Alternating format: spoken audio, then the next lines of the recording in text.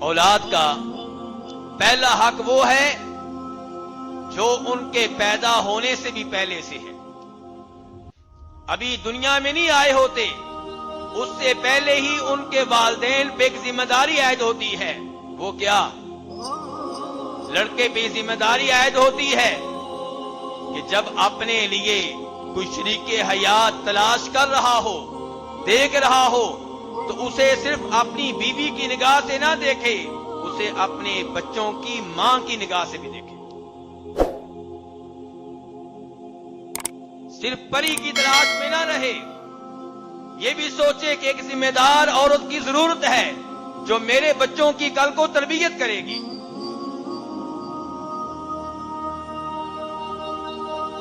اور اگر آپ کو کوئی ایسی لڑکی مل رہی ہے جو بہت تعلیم یافتہ ہے، نہایت حسین و جمیل ہے، قد و قامت کے لحاظ سے بہت اچھی ہے، اسے دیکھ کے آپ کو سکون ملتا ہے، لیکن رب العزت کے ساتھ کفر و شرک کا ارتکاب کرنے والی ہے، اللہ کے علاوہ اوروں کی عبادت کرنے والی ہے، تو ایسی لڑکی سے نکاح کرنے کی اجازت نہیں ہے. وَلَا تَنْكِحُوا الْمُشْرِكَاتِ حَتَّى يُؤْمِنْ، مشرک لڑکی سے نکاح کرنے کی اجازت نہیں ہے جب تک کہ مسلمان نہ ہو جائے، مومن نہ بن جائے، کلمہ نہ پڑھ لے. اللہ نے فرمایا یہ معاملہ اتنی اہمیت رکھتا ہے کہ ایک طرف وہ مسلمان لڑکی آپ کو مل رہی ہے جو مسلمانوں میں سب سے کم تر ہے، اور دوسری جانب آپ کو کافروں کی مشرکوں میں سے وہ لڑکی مل رہی ہے جو سب سے اعلیٰ ہے تعلیم کے لحاظ سے، حسن و جمال کے لحاظ سے، مال کے لحاظ سے، خاندان کے لحاظ سے. فرمایا اس سے نکاح کرنے کی اجازت نہیں ہے. یہ جو مسلمانوں میں کم تر لڑکی سمجھی جا رہی ہے، یہ اس اعلیٰ ترین لڑکی سے بہتر ہے. وَلَا تُنْكِحُوا الْمُشْرِكِينَ حَتَّى يُؤْمِنُوا، ساتھ یہ حکم آیا کہ اپنی بیٹیوں کا، اپنی بہنوں کا نکاح مشرک لڑکے سے نہ کرو جب تک کہ وہ مسلمان نہیں بن جاتا، مومن نہیں بن جاتا.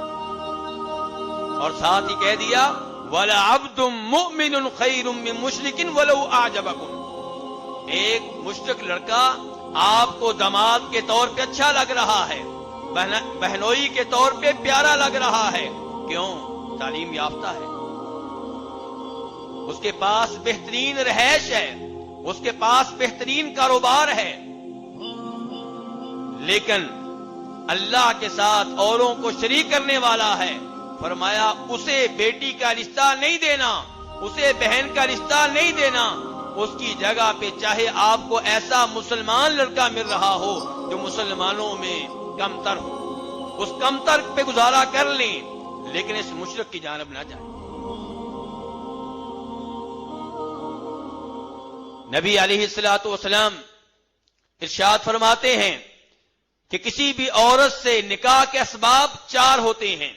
یا تو اس سے نکاح ہوتا ہے اس کے حسن و جمال کی وجہ سے، یا اس کے مال کی وجہ سے، یا اس کے حسب و نسب کی وجہ سے، یا اس کے دین کی وجہ سے. فرمایا فَاظْفَرْ بِذَاتِ الدِّینِ تَرِبَتْ يَدَاکَ، اگر کامیابی چاہتے ہیں تو اس لڑکی سے نکاح کریں جس کے پاس دین ہو، توحید ہو، نماز پڑھنے والی ہو، قرآن پاک کی تلاوت جانتی ہو، انگلش آتی ہو یا نہ آتی ہو یہ شرط نہیں ہے، قرآن پاک کی تلاوت آتی ہو، قرآن پاک کا علم اس کے پاس موجود ہو، اور وہ شرک و بدعات سے بچنے والی ہو.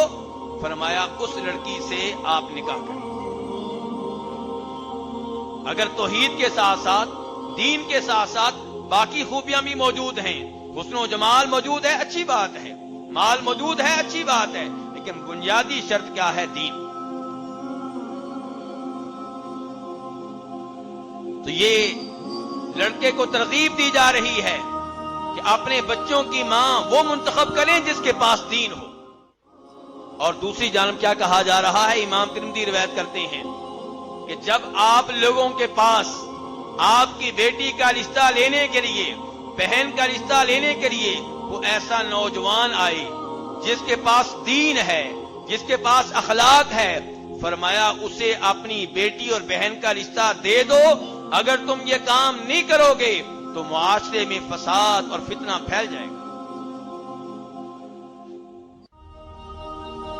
تو لڑکے کا کام یہ ہے کہ اپنے بچوں کے لیے ایسی لڑکی کا انتخاب کرے جو بچوں کی بہترین ماں بن سکے، جو بچوں کی دین کے مطابق تربیت کر سکے، اور لڑکی کو چاہیے کہ جب اس کا باپ، اس کا بڑا بھائی اس سے رابطہ کرے اور بتائے کہ فلاں جگہ پہ ہم تیرا رشتہ کر رہے ہیں، تو اس لڑکے کا انتخاب کرے جس کے پاس دین کی دولت ہو۔ یہ حق ہے کس کا؟ اولاد کا، اور یہ اولاد کا وہ حق ہے جو ان کی پیدائش سے بھی پہلے سے